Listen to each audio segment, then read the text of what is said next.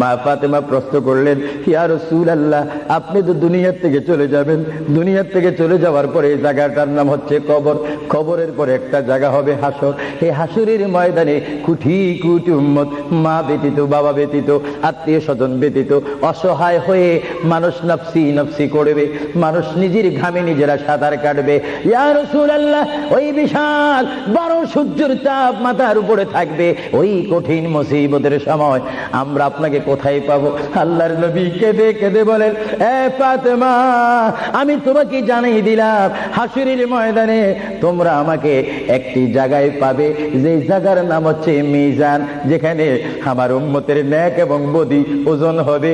ওইখানে আমি নবী দাঁড়িয়ে থাকবো, আমার উম্মতকে যেন ফেরেশতারা জাহান্নামে নিতে না পারে। জোরে বলেন সুবহানাল্লাহ।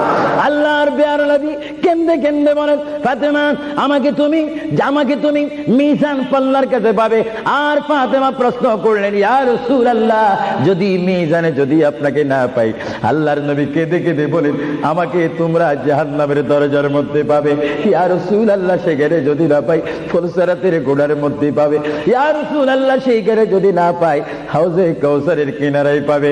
মা ফাতেমা কেঁদে কেঁদে বলেন, বাবা গো, ইয়া রাসূলুল্লাহ, এট এ টাইমে যদি চারটি জায়গার মধ্যে যদি আপনার উম্মত মুসিবতের মধ্যে পড়ে যায়, আপনার একা পক্ষে কিভাবে সম্ভব হবে তাদেরকে রক্ষা করার জন্য? আল্লাহ হাবিব চোখের পানি ছেড়ে বলে, ফাতেমা, তুমি আমাকে এতক্ষণ চিনতে পারো না গো ফাতেমা, তুমি জগতের বাবার মতো আমাকে বাবা মনে করো না। ফাতেমা, আকাশে যখন বৃষ্টি হয়, ওই বৃষ্টি পড়ার আগে আকাশে বিজলি মারে ঝিলিক মিলিক করে। ফাতেমা, আমার উম্মত গুনাহগারকে আমি রক্ষা করার জন্য বিজলির মতো হাসরের ময়দানে দৌড়া